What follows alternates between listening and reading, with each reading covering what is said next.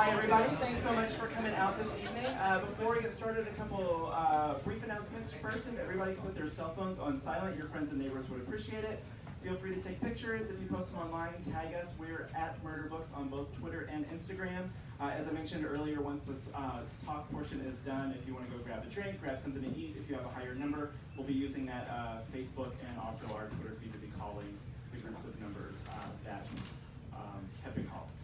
If you are new to the store, welcome. We host 3 to 5 author events a week. Holidays are coming up, so it'll slow down a little bit, but if you did not get one of our event flyers on your way in, make sure you pick up one on your way out, or you can send it for our email newsletter, and we'll tell you all the stuff that we've got going on, including when we get when Brandon announces the next limited edition, we'll have that in our newsletter too, so if you want to get that info, make sure you sign up. We're super thrilled to have him here tonight to talk about the newest book in his, or the first book in his newest series, Skyward. So let's give him a big round of applause and welcome him.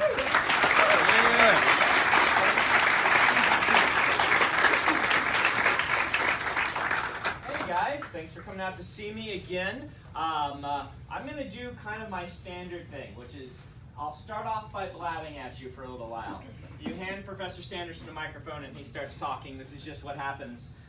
So I have a little talk. It'll go about 20 minutes. After that, we will do a Q&A for about another 20 minutes, and then I have a reading for you for about 20 minutes. So about an hour of the blabbing portion of this. And these talks always start off as something that I'm thinking about.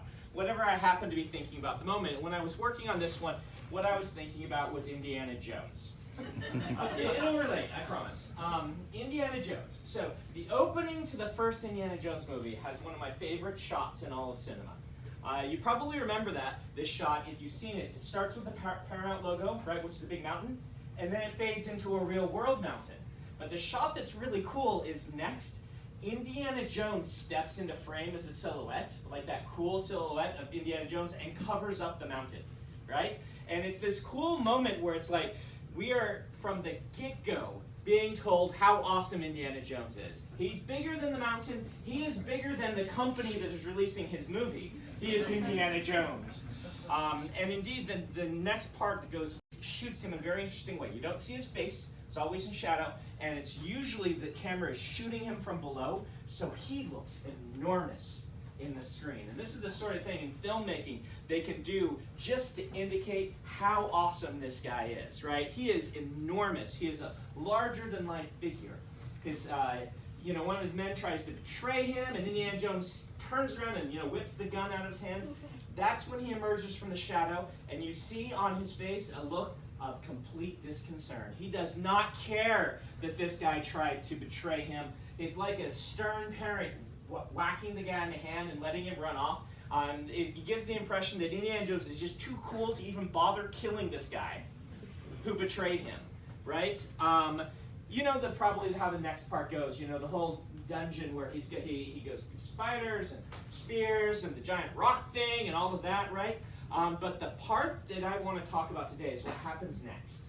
Because we have one of the best kind of what we call cold opens to a story, where you start right in the middle of the story that introduces the character, and everything frames Indiana Jones as this impossibly awesome character, and then he fails, right? He gets out with his prize, someone plucks it out of his hands, and we have seen this character go through, all of these difficulties and prove himself, like I said, larger than life, test himself to the extent of his abilities, and he still fails. And this moment is brilliant because it both frames Indiana Jones as the coolest person you've ever seen and as the underdog at the same time, which that mixed together is amazing. This is why in storytelling we talk a lot about how important a character's failures are, how they have to fail in the right way. They can't just fail, they have to fail spectacularly in order to make the story work. And this is a writing fundamental, the idea that we as writers know that our characters need to fail. But the speech is more about the idea that sometimes we as writers and as human beings don't give ourselves that same benefit, right? We all know, yes, the character needs to fail, but when we as writers, when we try to tell our stories, and we start to fail, it can be heartbreaking and it can stop us, and it is this thing where we don't give ourselves the same benefit. The reason I was thinking about this and talking about this is because the book you have in your hands, Skyward, exists because I failed to write a different book. It was called The Apocalypse Guard, and I wrote it a year ago summer, and the book did not work. Now in this part of the story, you have to imagine that I am Indiana Jones. Everybody laughs.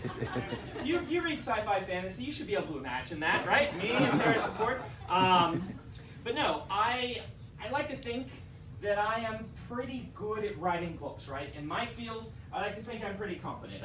I've finished 45 novels. I've hit the New York Times list a bunch of times. I teach creative writing. I like to think that if there's one thing in my life I can do successfully and consistently, it's write a book. And yet, I still failed. So what went wrong with this book, Apocalypse Guard? Everything should have worked with it. It was connected in an interesting way to one of my other stories, which is something that always makes me excited. It had a great character, some really interesting world building that I've been working on for a long time, and I put it together, and I wrote the entire novel, and it just didn't work. And this is really frustrating, because this is where trying to explain why it didn't work, I just know it didn't work, right? I gave it to I had this feeling, I gave it to my writing group, I listened as they critiqued it, I got feedback from my editor, and I knew by that point this book had not come together. The world building, which you should be able to rely on in a Brandon Sanderson book if you rely on anything, was confusing, right? It just did not come together. The character, people didn't like the main character, and the plot was convoluted. So all three things aren't working in this book. And this was very frustrating, particularly when I said, well, every book has things we need to revise. Every book has stuff we need to work on. And so I did what I normally do. For those who are curious, my revision process is I build kind of a revision guide, almost like an outline for my revision, where I organize all the problems with the book in order of descending importance. And then underneath that, I write bullet points of all the things I'm going to try to do, all the ideas I have and the goals I have for my revision. And then I start on page 1, and I read through the book, trying to keep this, like I'll often open it on the same screen as my document, trying to clear things off this list, almost like a bug list for a computer program that you're trying to eliminate the bugs. And I did this and made the book worse. Which is, some says bummer, so I tried again. I threw away all of that and started over on my revision, called my editor, got some advice, and it wasn't working again. The revision was just not coming together. The book was not working, and at that point I called my publisher and I said, I'm pulling your book. And they were not very happy. Turns out they like having Brandon Sanderson books to publish. My publisher over at Random House had never had an author pull a finished book from their publication schedule. But I like to say, a lot of people ask me, like, as a writer, why are you so consistent? They will say, why are you so prolific? Why are you so fast? And I'm actually not. I write every day. I'm not that fast, I'm not that speedy of a writer, but I have a big advantage in that when I started writing, I was really bad at it. And this is a big advantage because it meant that I wrote 13 novels before I sold one, which meant I spent a lot of time learning my process. I spent a lot of time being a bad author, becoming a good author, and then turning myself into an excellent author. And I went through a lot of experiences where some books didn't work and other books did work. And I spent a lot of time analyzing that. And I had a lot of chances to learn to deal with writer's block. And this is kind of a talk about writer's block because I'd say the number one writing question I get from people is, what do you do about writer's block? And I think this will mean something to even those of you who aren't writers. I hope it will, otherwise you can doze for a little bit. But writer's block is really a weird thing, right? Writer's block is bizarre because I do think it's a real thing, and yet, you think about it, it's really weird. You don't go to the bookstore and ask the bookseller to sell you a book and have them say, I can't, bookseller's block, right? I can't type out the receipt for you or whatever. I can't do. You don't go and have get your oil changed and have your mechanic be like, I don't know what mechanics do. I can't turn the thing. Like, I can't mechanic today. I have mechanic's block. It just doesn't happen in a lot of fields. Why does it happen then to artists? Why does it happen to writers? Why is it you sit down some days and you just can't do your job? And there are a lot of reasons why that might happen. Writer's block is a little bit like the writing version of going to the doctor saying, I have a headache, and the doctor would be like, great, that eliminates nothing. Everything causes a headache. Let's dig in deeper. If you come to me and say I have writer's block, there could be a lot of different things. But one of the main things has to do with this idea of failure. And let me see if I can explain it to you, because I felt this a lot early in my career. When you start writing, you are probably a person who has read a lot of books, who has seen a lot of movies, who has experienced a lot of stories. You know story really well. And you start imagining in your head the story that you're going to tell. And when it's up there in your head and you've been working on it for a while, it is this perfect, beautiful, gorgeous thing that you someday are going to be able to share with the world. Then you sit down to start writing, and something happens. The beautiful thing, as it flows through you, becomes something ugly and broken and doesn't work. And you get this feeling as a writer where you're like, I am ruining something wonderful. I'm sitting and writing, and it's so bad. And I don't know what to do next. And this is really, really daunting. You might say it's a fear of failure, but that doesn't do it justice. What's really happening is you feel like you are taking something beautiful and you are smashing it into the mud and stomping on it because you don't have the skill yet to tell this story. So your natural instinct is to lock up and say, I have to study more, I have to learn more, I have to think about it more. Similar to this, sometimes you're writing it down and you start to realize it wasn't so beautiful after all. You are able to get it on the page, but once it's on the page, you can see all its flaws and faults. And once again you say, I must not have planned well enough to write this story. So you freeze and you stop. And writer's block starts to take on its own life. It starts to gobble up your life. The pressure that you put on that next scene gets bigger and bigger as now that you've spent 4, 5, 8 months not writing the scene then needs to be that much better when you do write it, because otherwise, why have you spent 8 months planning the scene, right? And this thing becomes a monster that gobbles up your writing ability, and it goes right back to the instincts you have at the beginning, which I think are sometimes the dead wrong instinct. And to try to explain this, let me tell you a story about my son. I promise I didn't just have children to get material, but it probably sounds like that when you come to my speeches. I have 3 little boys and my 8-year-old, the middle son. If you follow my blog, he's the one that I posted a picture of on Halloween lying face down on our porch, wearing his zombie outfit. He had given up going trick-or-treating because he wanted to scare people. He wanted to be a zombie. And the drama of that, like you could see it was a war inside of his brothers ran off to get candy, and he's like, no, I'm a zombie. Zombies don't eat candy. Zombies scare people. And he just went and laid on the porch. We eventually had to put a blanket on him. He's like, Dad, zombies don't need blankets. And I'm like, well, but if you pop out from underneath the blanket, you'll scare people better. And then he took it. So he's very creative. He loves to do creative art projects. A couple weeks ago, he came to me with an armload of cardboard. And this was not like cardboard. This was some weird stuff from the construction site next door that would look like cardboard 2x4s, right? They were big, long pieces of cardboard that looked like lumber. And he had gathered them all up and he brought them in and he said, Dad, we're going to build a fort. And being a good father, I said, yes, we are. And I went and I grabbed the duct tape and the hot glue, because he insisted hot glue is what's going to make it stick together. And he drew out a fort that he wanted to make, and we started to glue the pieces together to make his fort. And very early into this process, I realized this was not going to work. This cardboard did not have very much structural integrity left.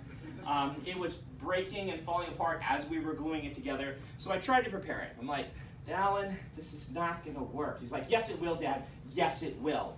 And he was adamant we were going to build this fort. And so we kept going. We spent about 45 minutes. I did what I could to try and reinforce it. But then the moment of truth came where we were to tip the fort up so that he could get inside of it. And it instead just collapsed. Collapsed into a messy heap of cardboard and duct tape. And I was horrified because I looked at my son and I'm like, how is he going to respond to this, right? His beautiful thing that he'd imagined had collapsed. And that's not how it's supposed to go, right? You're supposed to, as an artist, you're supposed to persevere through difficult times, and then a beautiful thing will come out of it. That is what all the movies have taught us is going to happen, that eventually the art will win out. And this time it didn't. It became a big, sloppy mess. And he looked at it, and he looked to his little brother, and he said, now we get to destroy it. And he started stomping through it like Godzilla and picking up pieces of it and started hitting his brother with them. And so it became a sword fight, and they got to destroy it. And I immediately locked onto that moment, because that is the moment. That's the important moment. Letting yourself take the thing that has broken apart and do something else with it, I think is really, really important to this process. I learned this on a book called The Way of Kings. The Way of Kings, for those who don't know its history, I tried to write it for the first time in 2002.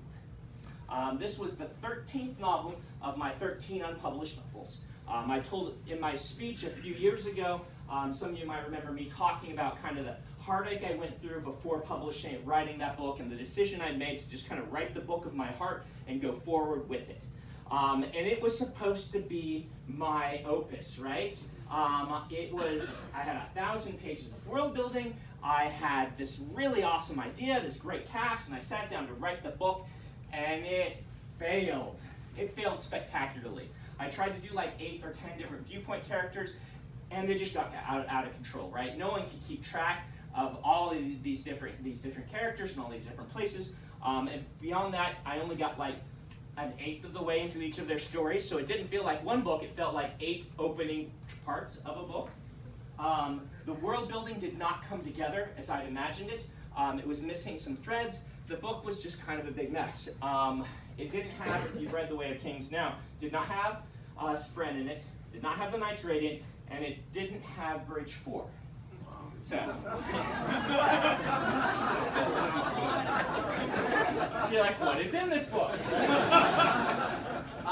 It was primarily focused, I mean, like I said, it was very unfocused, so there were lots of things going on. It was primarily kind of focused around 2 characters. One, whose name was Tom, was a guy who showed up in the city claiming to be a herald, an angelic figure from lore, who had come to warn everyone that danger was coming, and it turns out everyone thought he was just a crazy man, and the story was about you kind of starting to believe, wait a minute, he might just be mentally unbalanced, he might not be a herald, and that was like what the story was. Is he or isn't he a herald?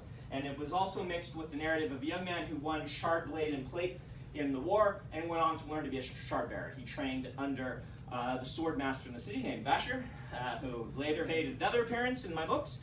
And it was that story, right? And it just didn't work. It was a mess.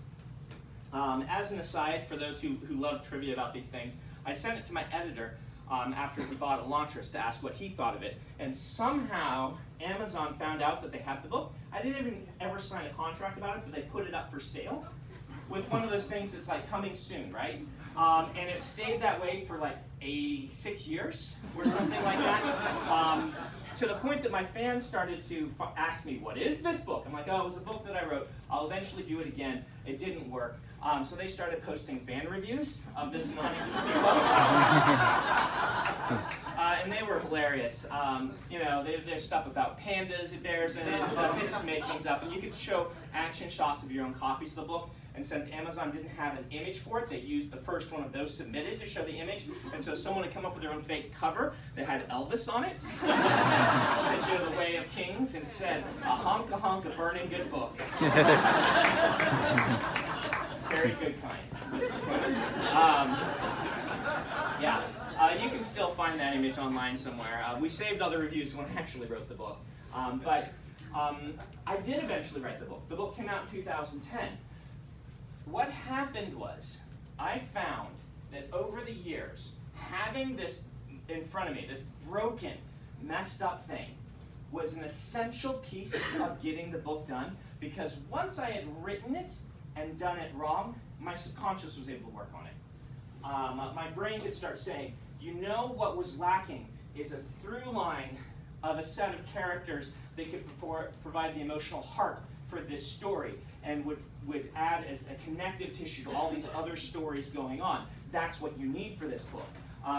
You had the young man who won the Shard Blade and Plate. That was the wrong thing for this world. You need to do something else with that character. You need to add a little more to the world to make it feel more like a real place that is very different from our own.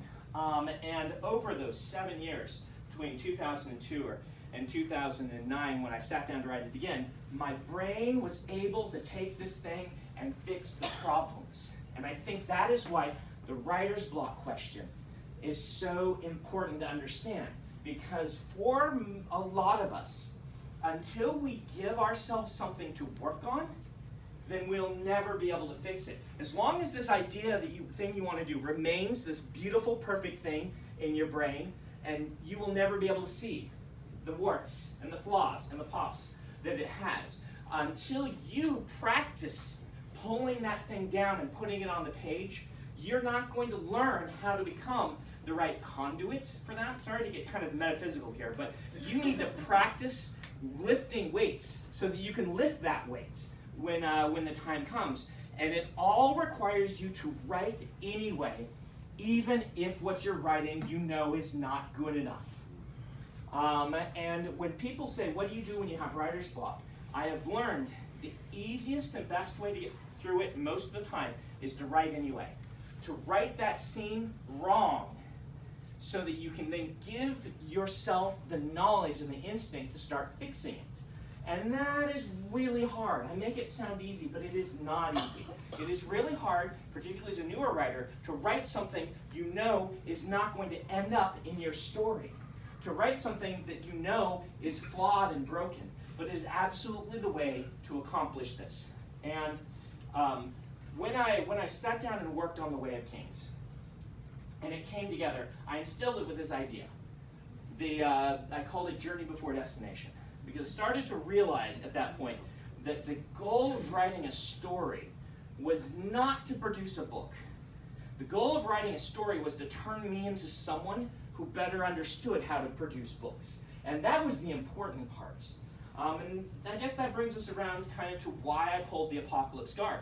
I pulled it from the publisher knowing it needed time. I needed to figure out what was wrong with this. But something very weird had happened while I was writing that book. As I was working on it, something else started to click together that I hadn't been able to get to work for years. I love this kind of archetypal boy and his dragon type stories. One of my favorite archetypes, Dragon's Blood by Jane Yolen. It's one of my favorite books of all time. The White Dragon by Anne McCaffrey, Aragon, How to Train Your Dragon. This archetype is a really fun archetype. Kid finds a dragon egg, kid raises dragon in secret, kid then does cool things with dragon, right? This is great. I always wanted to do one of these stories. Some of the stories that brought me into fantasy use this kind of storytelling archetype, and I'd never been able to crack it. I'd never been able to make it work. I'd sat down to do outlines, and it just had not come together. And it was while working on the book that was failing, something about that process taught me what I needed to do to make the other book work. And I started to combine this idea of a dragon story with another setting I'd been building based on one of my short stories. And a boy and his dragon slowly became a girl in her spaceship, right? And it started to interweave really in interesting ways with this other story I'd been building, to the point that I had a book. And this is how books almost always happen to me, is 2 or 3 ideas that I've been working on separately finally snap together and click and become one book. The story about the hero who failed to save the world, and the story about a gang of thieves trying to rob the Dark Lord combined into one novel, and it snaps, and I've got a book. So when I pulled the Apocalypse Guard, I said to my publisher, I'm going to write you another book. And they said, there's not a lot of time in the schedule. I said, don't worry, I can do this. And I actually was working on it when I came here for Oathbringer last year. I was writing it every day on the airplane flights. And Skyward is one of those books that clicked right as I was writing it. And it was really what I needed at that moment, after failing in another book, to have a book just work on the first try, where all the beautiful stuff I imagined came out on the page. So I can tell you, writers, it does happen sometimes. After you've done this for a while, that the thing you imagine, in fact, the thing that came out was even better than the thing I had imagined. And it came together, and it became this book. And kind of the wrap-up of this whole idea, I think I might have lied to you earlier. At least I used the wrong language, because I said when I was writing Apocalypse Guard, I failed to write it. But I didn't. I actually did write it. And the book did not turn out like I wanted it to, but that was an essential part of the process for that book and for other ones. And so if I would change the language around, I would say, really, I didn't fail in writing the book. The book's just not ready yet. I wrote it, and it needs more work. The only real way to fail at writing a book is to not do it. Thank you guys very much.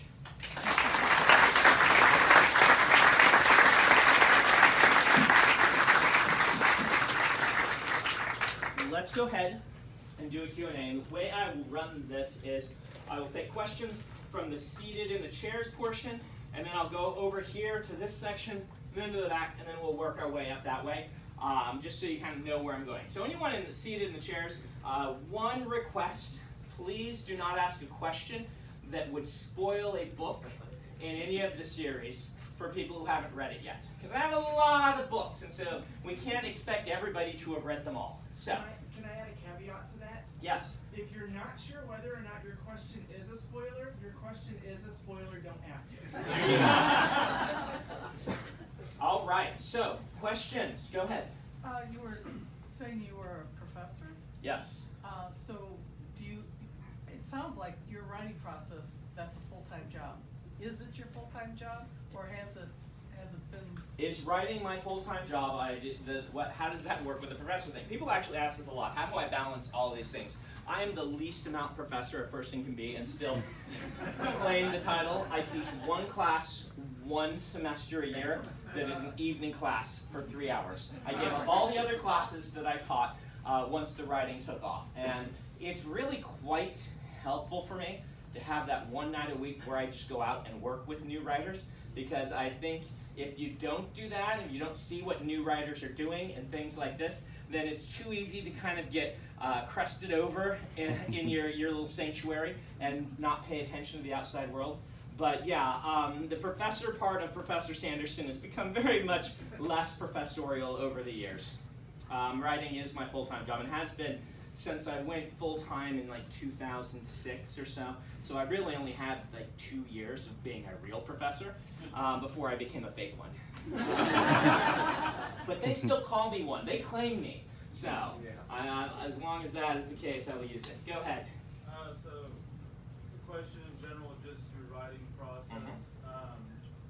With a lot of you learn a lot from maybe your students that have gone on to become authors of their own right, where you come back maybe looking at their works and maybe saying like, I can incorporate this kind of style into my writing.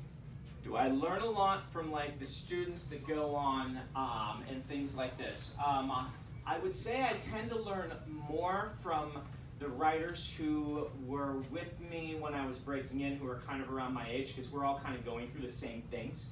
And so people like Dan Wells, or Mary Robinette Cole, or things like this that are kind of my group that broke in around the same time. I try to talk to them a lot about writing. It's where my writing podcast came from. Writing Excuses was me just wanting to ask them how they fix this thing, how they deal with this thing, how they deal with that.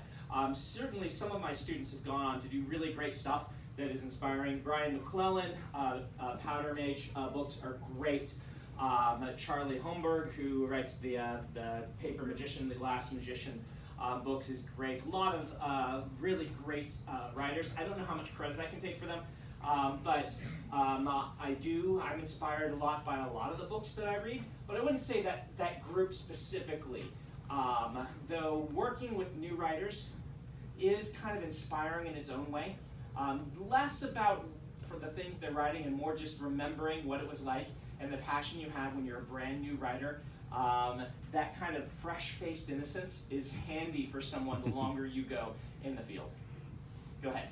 So I know that I've read on your website that to come to your class you have to submit a manuscript or something that you read. Has anybody in your classes published works that you would recommend? Has anyone in my classes, so the way my class works, by the way, if you can't take the class, which is kind of hard to do since it's in Provo, Utah, I do record my lectures periodically. There's 3 years of them online. I don't record it every year, but every 3 years or so I record the lectures and just post them on YouTube. A lot of my students have gone on to write books I would recommend. Let's see if I can name a few. Jed and the Junkyard War, which is a really cool middle grade about a kid who goes to a world that's completely a junkyard and everyone scavenges out of that. Has some really great world building. That's a good book. Like I said, middle grade targeted, so if you know someone who's like 11 or 12 and they want a good book, that one's great. Charlie writes great books. Let's see, who else? I just read Chris Husberg's new book. If you like the epic fantasy stuff, he does a very good job with epic fantasy that deals with religion and politics and things like that. I'm sure I'm forgetting somebody. There are a lot of students who go on and publish things. Oh, Jancy, I think she publishes under Jancy Oles, writes kind of teen books with a lot of emotion and problems and messed up lives, trying to sort out messed up lives. Short books, and they are fantastic too. So, go ahead.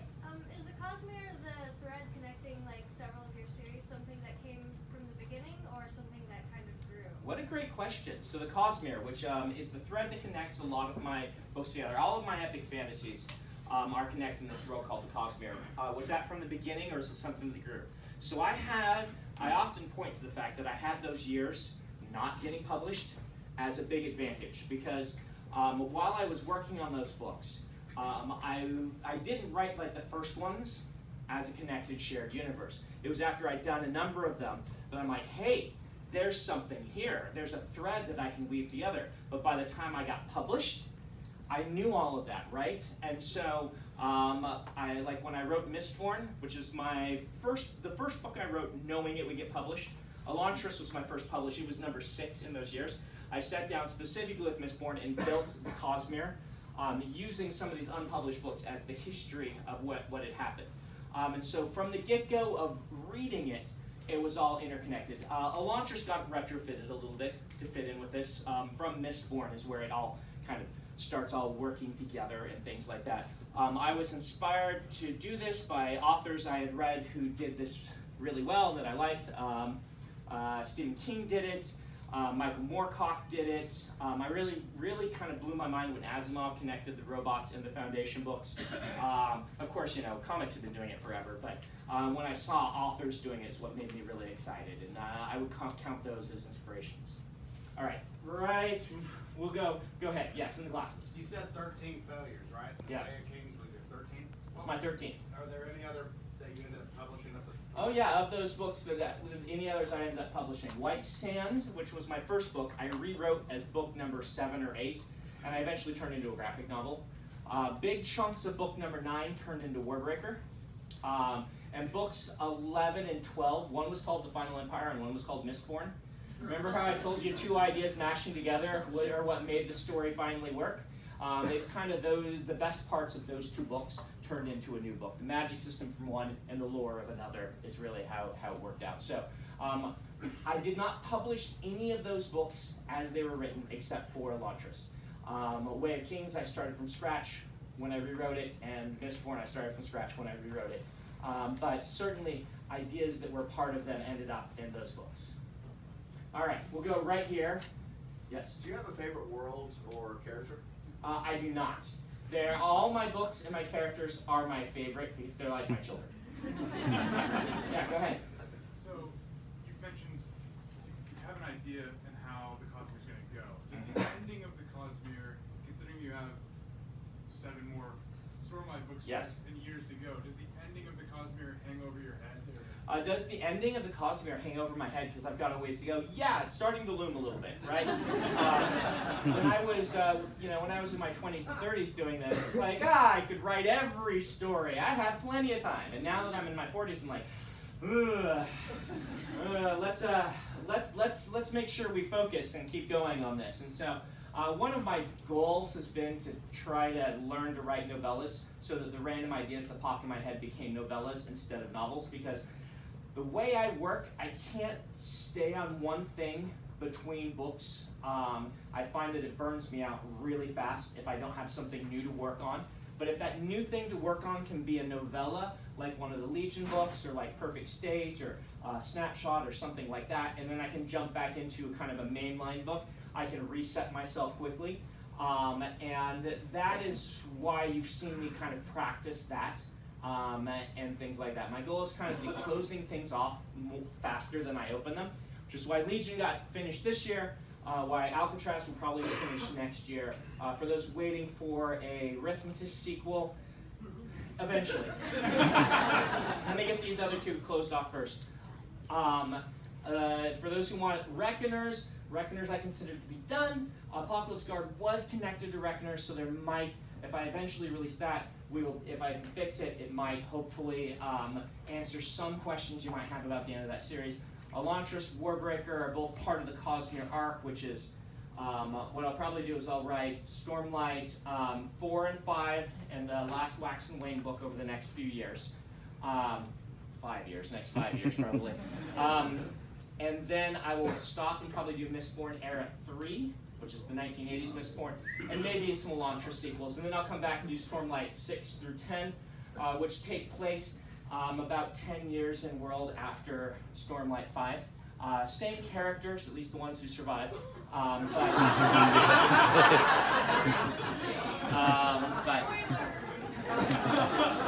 that might be all of them. No spoilers there. But Stormlight is 10 books. The way Stormlight will go is book 4 is Eshonai, book 5 is Zeth, 6 is Lift, 7 is Renarin, 8 is Ash, 9 is Tal, and 10 is Yasna. That doesn't mean the person survives till then. That just means that's their flashback sequence. All right, just keep that in mind. So there you go. If your sequel wasn't on that list, then don't hold your breath. All right, we're gonna go over here. Go ahead. Is Emperor Soul going to show up in the Elantris sequel? Emperor Soul. So you will find references to Emperor Soul in Elantris sequels. Yeah. I don't promise a sequel to Emperor Soul itself, though. Go ahead. Just curious, during Shadows itself, was that, like, to get in the mind of Bleeder, was that kind of hard? Yeah, get in the mind of Bleeder, who is an antagonist of Shadows itself. It's probably some of the darkest I've gone in one of my books, and it was, but it was also somewhere I hadn't explored before, and so it was really interesting to me. So It's my favorite character so far. You will like, if I ever write the Threnody novel, you will like that one, which is the Shadows for Silence and Forests of Hell. That book, I do have a book in the Cosmere sequence planned in that world, but it doesn't have that character. All right, anyone else over here? Go ahead. What's Kaladin's last name? Kaladin does not have a last name, because in Alethkar, your last name is your house name. So he is vacillating on what his house name would be. Everyone just calls him Kaladin Stormblessed. there is a realistic expectation that if he wanted to be a Kholin, he could be a Kholin if he wanted to adopt that as his own house name instead of having a different one. But right now, he's just called Kaladin Stormblessed. Go ahead. What's your favorite Alcatraz book? What's my favorite Alcatraz book? They're all my favorites because, like, they're all my children. Though I would say the one that I get the most amused by is probably book 2. All right. Anyone else over here? So yeah, go ahead. Way in the back.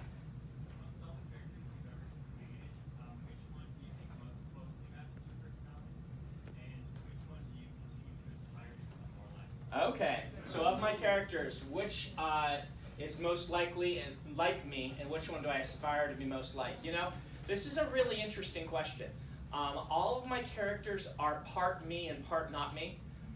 So you can point at every character and say, oh, that's Brandon.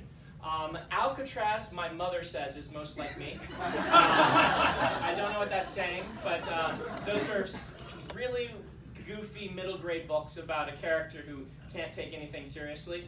I aspire to be a little more like Sazed, I think, was where I would put that. So, but every character is a little bit of me, and every character is something different from me that I want to explore. All right. Yes. Oh, wait. You already asked one.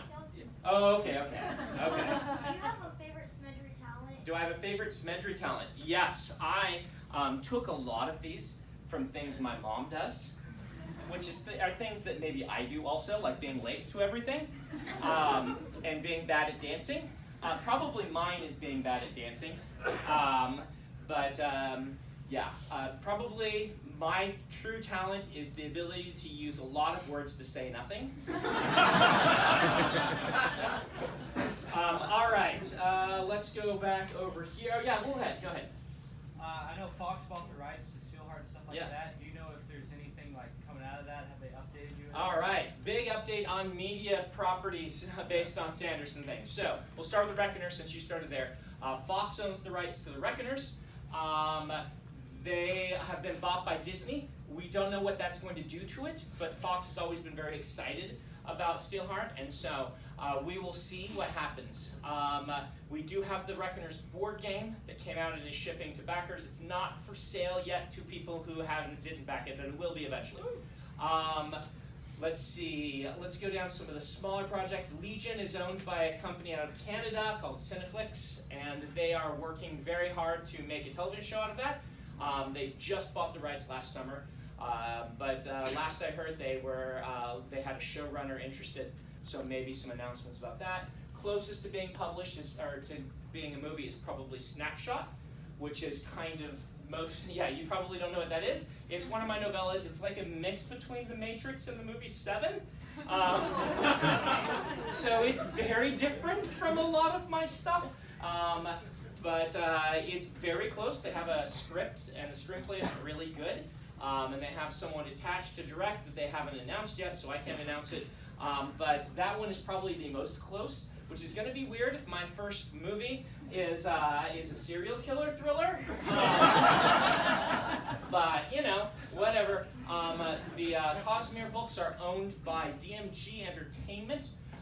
They are a Chinese company that funded some of the Marvel films and have moved into making their own films. They have been a wonderful partner. They are trying very hard to make Stormlight as a television show and Mistborn as a movie. It's very hard to get epic fantasy things off the ground. They are making good progress, but there's nothing to announce yet. I think that is everything. Woo! Yes. Clapping for me cashing checks from Hollywood. Yes. All right, back here, anybody? Yeah, we'll go right there, and then we'll hop back there.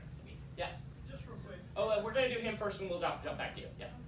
So you one of your stated in the Sanderson post, you said that the fourth Wax and Wayne series the book was going to come out in late 2019. Yeah. But then you decided to write another trilogy in the course of 2 years. Yeah. Wax and Wayne 4. Abandoning Apocalypse Guard has put me a little on the rocks for when I'm going to do that. Right now I'm planning Wax and Wayne 4 to be a book I use as a break from doing revisions on Stormlight 4. Stormlight 4 I have to start in January if I'm going to meet my stated goal of having them come out every 3 years, which I realize is a long time between books. But remember, they are 4 times as long as a normal book. And you're laughing. Oathbringer was 450,000 words. Skyward is 110. So Oathbringer is longer than 4 Skywards. And I do have Skyward 2 done and going through the editing process right now. Yes, you can clap for that. So, Wax and Wayne 4 is very much on my radar. Probably going to be, I wrote the first one taking a break from Towers of Midnight. And so the chances are good I'll need a break from Stormlight 4 and I'll write in there. I don't know if it'll be out next year or the following summer. Stormlight 4, we are shooting for fall of 2020, and I should be able to hit right around that time as long as I start in January. So that's the plan. All right, back here. Yes? I could be completely wrong, but I believe a skill is something that you pick up after years of being beaten in a school system, and a talent is something that you're born with. If you've ever been out on a karaoke night, you know the difference between a skill and a talent. Is writing a skill or a talent? What a wonderful question. Is writing a skill or a talent? A skill being something you could train yourself with, and a talent being something you are born with. I think writing draws on both, and I think writers need both. And to explain the difference, like the skill of writing is learning plot structures, learning how different plots play out, learning what types of words to use in which situations. But the art of writing, talent of writing, comes in bringing it all together to something that is somehow bigger than the sum of its parts, and figuring out that balance and how to take something that you've constructed out of pieces that you've learned and turn it into something that is a little more magical, no pun intended, is the art of writing, and that's the part that I can't explain. I can teach you the skill of writing, and I can teach you maybe to train yourself to express the art, but at the end, you know, the talent is something that can't be defined. So, I do agree with you on that. All right, anyone back here standing up? We've already got the sitting down people, so, yeah, go ahead. Well, first off, You can ask when you come through. my wife agreed that when we have kids, our first son will be Kaladin. But second off, to the writing question. So when writing, do you ever encounter a problem where you're building a world or you're writing a book that's very similar to other things going on within popular culture or something like that? And how do you build your world to be different from those so it doesn't feel similar? Okay, so did everyone get the question back there? Y'all heard it? Okay. So artists and writers are more afraid, in my experience, of being thought derivative than they generally should be. A lot of times what you'll see is people who have a similar sort of background and are reading the same sort of things will start to create things that are similar. There's a reason Brent Weeks and I both released color-based Magic System books within a year of each other. And it's not because we were talking, we didn't even know each other then, but we both grew up reading the same sort of things and we're exploring magic in the same ways. I don't think you need to stress this nearly as much as you do. At least as much as you probably do. My experience has been that the only thing that's really going to be original about your story is you, and you are going to add things to this story. Look at the number of people who have told Beauty and the Beast in different ways, or Cinderella, right? We had a Cinderella book become one of the biggest books of the year just a few years back in Cinder. You are going to be able to add things. If you have early readers say, this feels derivative, you can always change that, or you can always write something else. Don't stress it. Write the book you want to write, and train yourself to be a writer, and it really isn't going to be as big a problem as you might think it is. It wouldn't matter, for instance, if you released a book the same year as Mistborn that had a metal-based magic system, like X-Men has a character with a metal-based magic, and it was the biggest movie of the year like a couple years before Mistborn came out. And people don't read Mistborn and be like, wow, that's just Magneto, only lamer, right? Thankfully, they don't say that.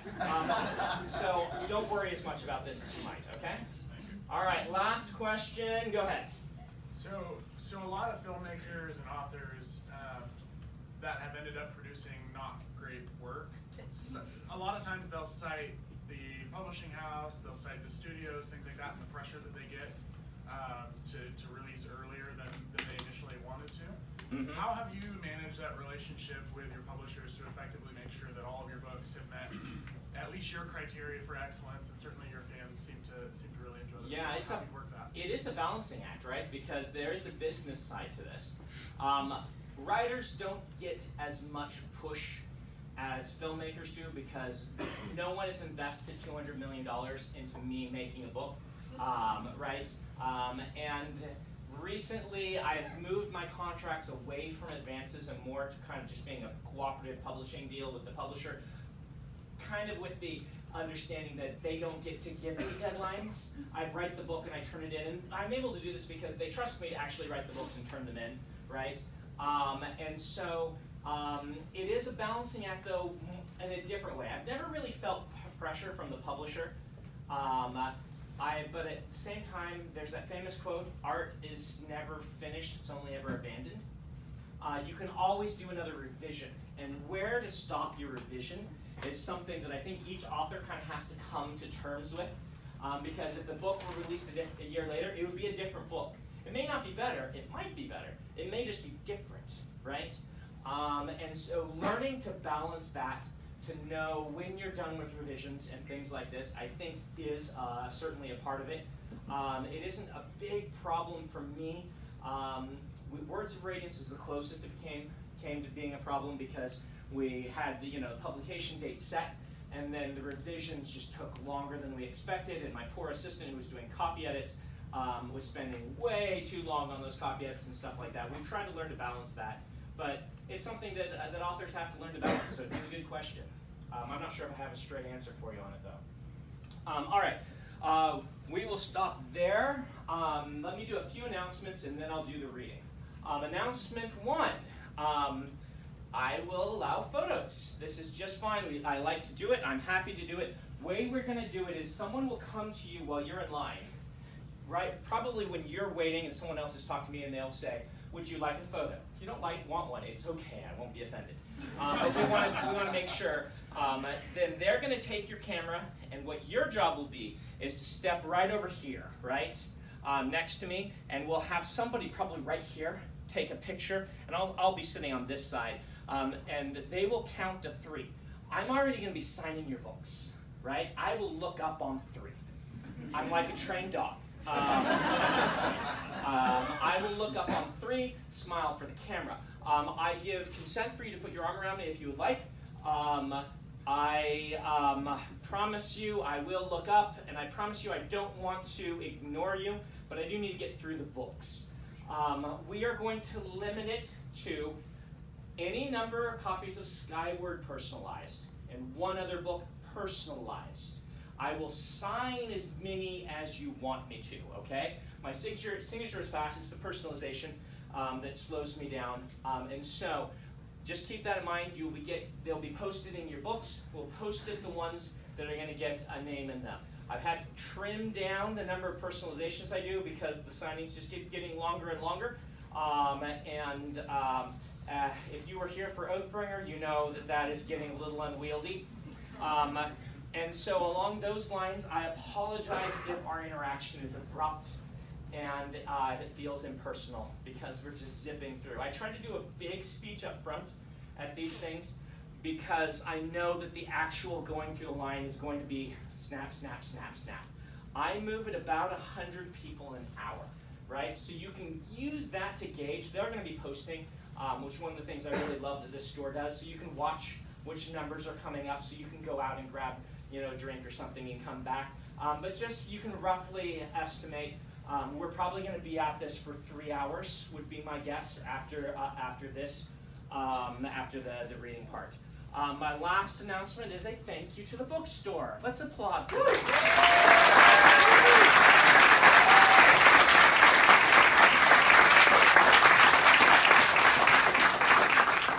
I particularly love this store.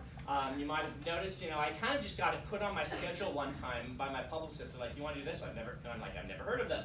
And then I'd come back basically every year. I love the feel of this store. I love how they treat the people who come in. I love that they get all the stock in and always have things. And sometimes we run out of books. Did we run out of books tonight? We ran out of books tonight, but that's a good thing. They ordered an extra 100 and you bought them all anyway. So thank you guys, thank you to the store. They will have leather bounds of Mistborn 3. Once we have them, we ship them out to the stores first before we sell them on my website. So if you want to get one of those, we also ship out the low numbers to the bookstores. The Murder by the Book has long been a supporter of us in that. So on the third leather bound, our printer has had problems, and they said they were going to send it to us in October, and the new date is December 4th. We will not put them up for sale or anything until we know that they've actually been shipped. So hopefully they'll come before the holidays. If they do come, we will be sending Murder their stack as soon as possible, but I can't promise you, and if they delay, then we just won't put them up for sale until the new year. And I apologize for that. All right.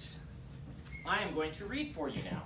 And I thought, what would be a better thing to read for this particular talk than a scene from the 2002 version of The Way of Kings? Yes. Particularly because I'm going to read you the scene, which was one of the early chapters, where Taln wakes up, Taln the Herald, who in this version, it was all about, is he or isn't he a herald? By the time I got to the 2010 version, it was pretty obvious to everyone when he showed up he was a herald. He showed up at the end of that book instead of at the beginning, as he did in this book. But I still consider a lot of the things in this chapter to be canon. It's not straight canon. You'll have to wait for book 9 until we figure out. But it's like you're getting a 15-year early preview. You'll also see some of the things I did in this I gave to Zeph, right? In this version of the book, in the 2002 version, he arrived and said, hey, the Voidbringers are coming. Well, in the new version, as I was consolidating characters and things, we have this story from this guy, this assassin who was made truthless because he claimed the Voidbringers were coming and no one believed him. And that sort of got migrated to Zeph. So I'm going to read to you to this. This is about a 10-minute reading.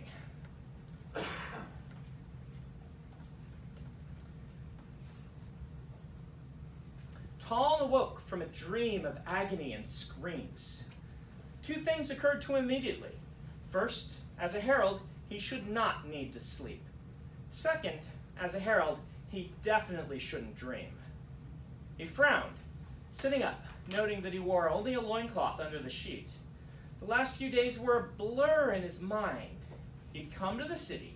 He remembered his arrival and his bursting in on some sort of feast or party. Beyond that, the sign hadn't worked. Taln hissed in surprise, thrusting forward his hand, trying to manifest the Nile bond. Nothing happened. Where were his powers, his stone warding? He analyzed his surroundings with a quick glance. He was in a long rectangular chamber set with beds along both walls. Many of the beds were occupied with the lame and the sick, and the men tending them wore undyed tan robes sewn with the glyph Ela, the mark of the priesthood. There were 2 doors leading out of the room, and the windows provided an alternative exit. They looked wide enough to be broken with relative ease. A table would probably do it. One of the attendants noticed that Taln was awake and waved over an older monk. They whispered in voices most men probably wouldn't have been able to hear. Taln was not most men. Where is Brother Lahan? The elder monk hissed. He should be here. I'll fetch him, the younger monk promised, bowing his head in deference, then rushing off. The older man cleared his face of displeasure and said, smiling reassuringly toward Taln. He had a large nose and grizzled features, and his hands were calloused. I see you finally awoke from your slumber, traveler. Yes, Holy One. Thank you for caring for me. Taln flexed his arm, testing his muscles against their extended immobility. It seems I've been a bit out of sorts these last few days. How long was I asleep? 4 days, on and off. You were awake for much of the time, but you seemed unable to focus. 4 days. He could feel a faint weakness of the mind, whispers at the edge of his sanity. It was getting worse each return. I must say, traveler, you seem far more lucid now than when they brought you. what do you remember of yourself? Are you asking if I still think that I'm a herald? In not so many words. My problems of the last few days were not related to my identity, Holy One. I am Talinelli Lin, Herald of Battle. I will not lie to you. That would do us both a disservice. I see. However, I don't expect you to believe me. The sign did, after all, fail. I'll have to solve that problem before I can move on to other items. For now, let it suffice to say that I was a traveler in need of your assistance, and you provided it. The Almighty bless you for that. The monk smiled, glancing to the side as another brown-robed form, looking a bit disheveled, entered from the north hallway. You are welcome to stay with us as long as you need, friend, the elderly monk said, gesturing toward the newcomer. Brother Lahan has been assigned to care for you. He will travel with you and make certain you are acquainted with the city. In other words, he'll make certain I don't get into trouble, Talm thought, as the elder monk backed away to care for other patients. Talm was pleased to note that Brother Lahan was carrying a folded pile of clothing with him. Lahan was a younger man, perhaps in his early 20s, a bit on the pudgy side, with an unconcerned oval of a face. Lahan blinked tiredly as he approached, and his left cheek was still imprinted with the lines of whatever he had been lying on when they awoke him. Lahan yawned as he pulled a stool up beside Talm's bed. Greetings, traveler. Welcome to the glorious Mercy Home Monastery. Thank you, Talm said, reaching immediately for the clothing. I'm sorry they woke you. It's my own fault. I've really got to find a better place to hide. Talm raised an eyebrow at the comment as he examined the clothing. The cut was unfamiliar to him, though fashion changes between returns were normal. The most important article was the thick brown cloak, a piece of Rasharan fashion that would never change. Cloaks were necessary even in the summer to ward off high storm rains. Brother Lahan, Talm said, please run and fetch me some thread and a needle. Excuse me? You and I are in a forced relationship. Your superiors obviously expect you to keep me from causing any serious trouble. If you want my cooperation in this, you're going to need to make yourself useful. How very economical of you. I'm not trying to be difficult, Lahan. I'm just trying to save the world. A needle and some thread would be very helpful. Lahan rose from his stool. All right. Oh, and bring me 4 rocks, Talon added, rising and beginning to dress. About half the size of your fist. Rocks? Yes, rocks. This is Roshar. The last time I checked, which was admittedly several centuries ago, they were fairly common here. Rocks, Lahan mumbled again as he walked off. Talm was dressed by the time Lahan returned. He accepted the thread, needle, and rocks from the monk, then proceeded to begin sewing a flap into the hem of his cloak. The monk sat down, regarding Talm with curiosity. The second thing I'm going to need from you, Brother Lahan, is information. Ask away. What year is it? 10E, 980. Talm paused, needle halfway through a stitch. 980? Indeed, not that I pay much attention, but at least that's what year they tell me it is. 980. Nearly 1,000 years since the last return. Such a long time. Something must have happened to the Voidbringers. They had never waited that long between returns before. What happened to the Epoch Kingdoms? Talm asked, turning back to his sewing. Lahan didn't respond immediately. You're kidding, right? Pretend that I'm not. They fell right after the beginning of the 10th epoch. Talm closed his eyes, sighing to himself. He'd hoped it wasn't true, but... What about Alethkar? He said, opening his eyes. It obviously still exists. Well, a lot of the Epoch Kingdoms exist in name. It's always a good idea to use one of the old names when you found a kingdom. It makes you seem more legitimate. Which ones still stand then, if only in name? Alethkar, of course. Though as the king told you, we've expanded a bit over the last few years. Thalena still stands. It's by itself on that island over there, so its borders stay pretty much stable. Vedenar is now called Yah-Kaved, though it's ruled by 3 Veden houses with a figurehead as their leader. That's it? Well, Shinovar is still over there. No one really pays much attention to them. Well, it wasn't as bad as it could have been. Alethkar, Vedenar, and Thalena had always been among the more powerful of the 10. Vorinism is still strong, I assume, Talon noted, reaching for the rocks Lahan had brought him. And always will be, almighty willing. Lahan said it in a dutiful tone, but his piousness was weakened slightly by the extended yawn he made in the middle of the sentence. If the Voron religion is still in power, how is it no one takes my claim to be a herald seriously? Have you forgotten about the cycle of returns, the coming of the Voidbringers? The religion was founded to prepare for such things. Well, we've kind of had to change our focus during the last epoch. You did, after all, promise that you weren't going to come back anymore. What? At the end of the last return, the heralds disappeared and said they wouldn't be coming back, that the cycle of returns was broken and the Voidbringers had been defeated. That's not possible. I wouldn't be here if the cycle of returns were over. Trust me. Which of the heralds proclaimed this?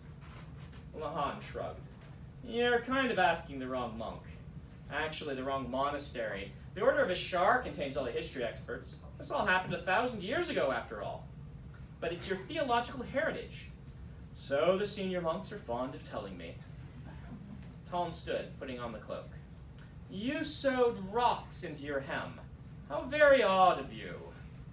Taln spun, turning a few times to judge the motion of the cloak. And then he turned to the side in a quick motion, pulling the garment off with a smooth gesture. He nodded to himself. For weight, Taln explained. A weighted cloak is more easy to position in battle and more easy to remove. He could also use it as a surprise weapon, though he didn't offer that bit of explanation. Oh, Lahan said. What did you think I was doing? Taln asked with amusement, sitting down on the bed and removing the cloak. I wasn't sure. I just figured you were confused. You are, after all, crazy. You're not a very subtle one, are you, Brother Lahan? I make up for it in sheer laziness. What are you doing now? Pockets, Taln said, setting up the cloak again. Do you mind if I cut up this blanket? Lahan shrugged. Well, that's kind of the thing we might expect a crazy person to do, so go ahead. You'll have to tear it, though. I'm certainly not giving you a knife. Taln did so, beginning to work on the pockets. You seem surprisingly flippant with regard to my supposed lunacy. Aren't you afraid I'll become violent? You're not a violent one. I've seen a lot of your type come through the monastery. I also know you can't be talked out of who you think you are. My job is simply to make certain you don't accidentally hurt yourself or anyone else, or especially not me. You have experience with my type, then. I tend to get the more undesirable assignments. I wonder why. Taln mumbled. He fell silent as he worked, turning his thoughts to a topic he had been avoiding. What was he going to do? Normally, he would let the other heralds decide the plan, but he appeared to be the only one to have reached the city. He needed to find the others, and that required one thing. His sword. It had been taken from him. He remembered that night at the feast only vaguely. My sword. It was confiscated, Lahan said. You didn't exactly make a good impression on the king. Enduring, perhaps, but definitely not good. There was a woman, Taln said thoughtfully. She saved my life. Lady Yasna, the king's sister. Don't assume she protected you out of fondness. Lady Yasna is about as compassionate as a sleeping troll. Even her breathing is politically motivated. No one's certain why she pled for you, but most think it was some kind of political stunt. Either way, I owe her my life, Taln said. The loss of his weapon was troubling. With it, he could sense the locations of the other heralds. Assuming, he thought, that the blade's power would still work. Taln paused. A feeling of dread struck him. Stone warding didn't work, and he couldn't manifest the Nile bond. If he lost the sword as well... The window light turned red. Taln gasped, feeling dizzy. An expression of concern actually crossed the monk's face. Are you all right? The monk burst into flames. The windows melted. Blood-red fire ripped up the sides of the building, pooling at the top and bearing down on Taln with its heat. Smoke rose from suddenly ignited beds, curling ominously, bringing with it screams. Sudden, formless screams that came from the far edge of the room. Taln glanced toward them, and the fire roared, something moving within it, something dark. The screams mounted, pulsing in his ears, searing him, flaying him. What's wrong? Lahan asked, still in flames, his flesh melting from his face. Taln closed his eyes, grabbing the sides of his head, pushing the screams away. He shivered, exhaling in a long, demanding sigh. When Taln opened his eyes, the room had returned to normal. He sat for a few moments, breathing deeply. I'm fine, Taln finally said. forcing himself to stand up and look at his new cloak. It had one large pocket, two smaller ones, and a small ribbon at the back to hold a hidden dagger, if he ever managed to get his hands on one. I assume I'm allowed to leave the monastery. As long as you take me with you, but you're kind of expected to go to work in the royal mines to help pay for your keep. But no one is going to force me? Well, no. Good, Tom said, throwing on his cloak. We're leaving then. Where are we going? To get some answers, Tom replied. And there we go.